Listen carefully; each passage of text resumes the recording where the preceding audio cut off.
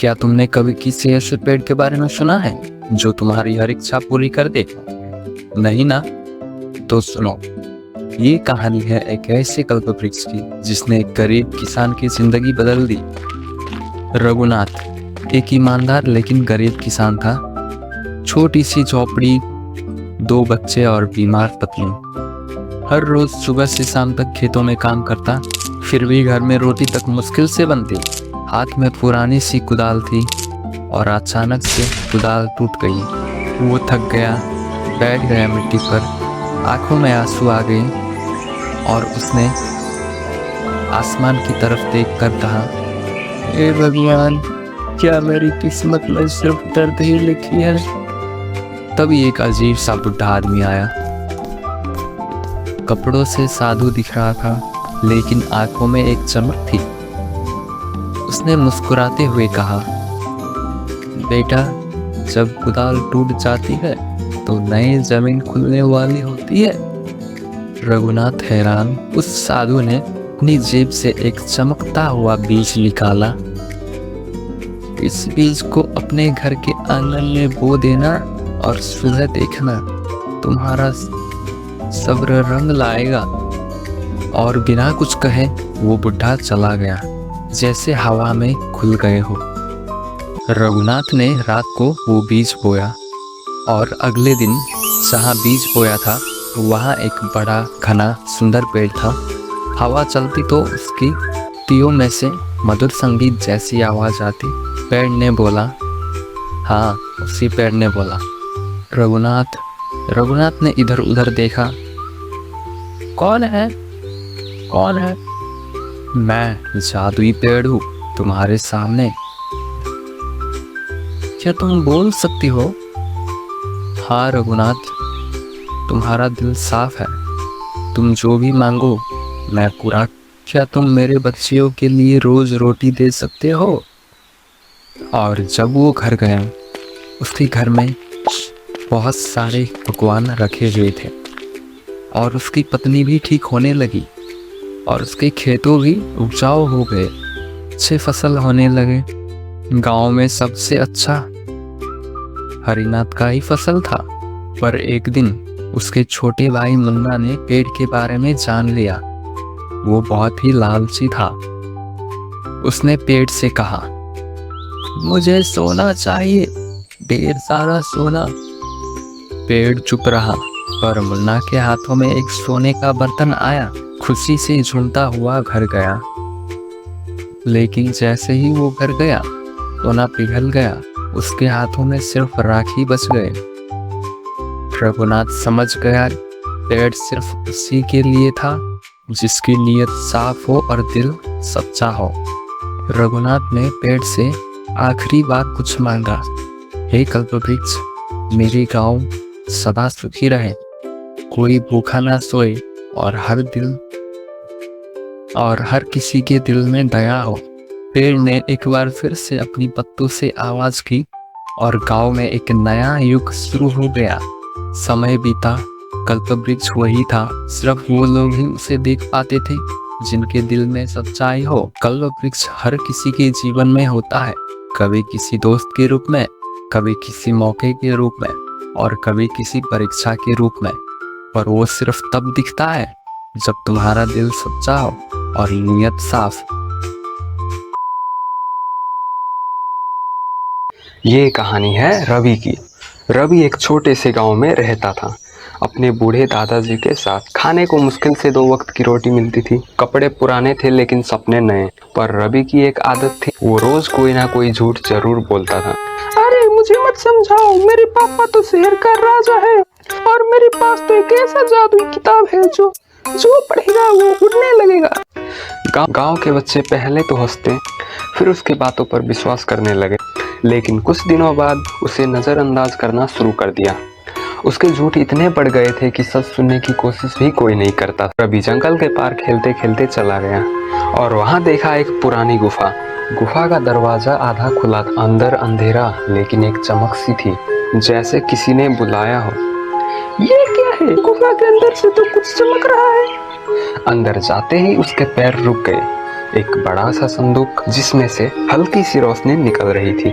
संदूक के ऊपर लिखा था, जो सच बोलेगा उसे कुछ नहीं मिलेगा, जो झूठ बोलेगा उसे मिलेगा खजाना।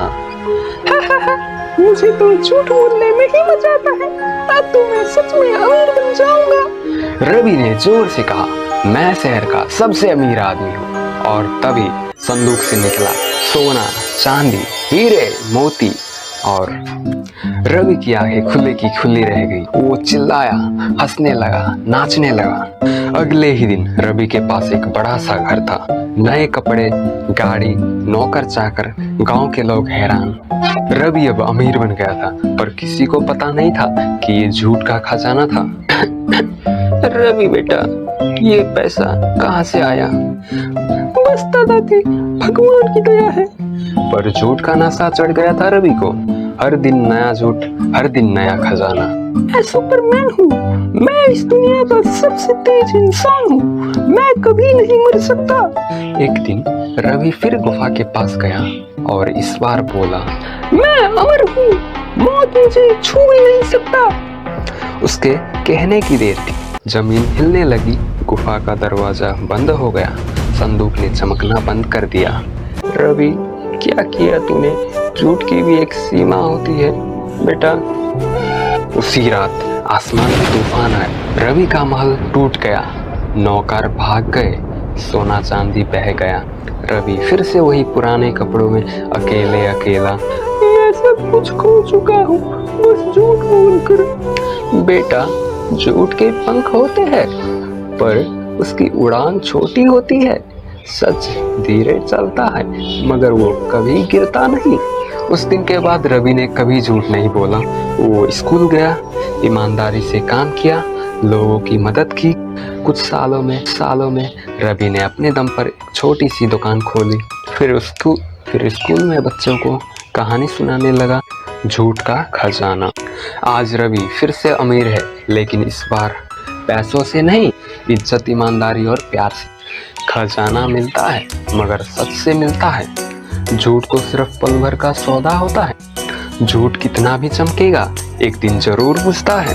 अगर आपको ये कहानी पसंद आई तो इसे जरूर शेयर कीजिए। शायद किसी का झूठ सच में बदल जाए। और चैनल को सब्सक्राइब करना मत भूलिएगा। मिलते हैं अगले वीडियो में।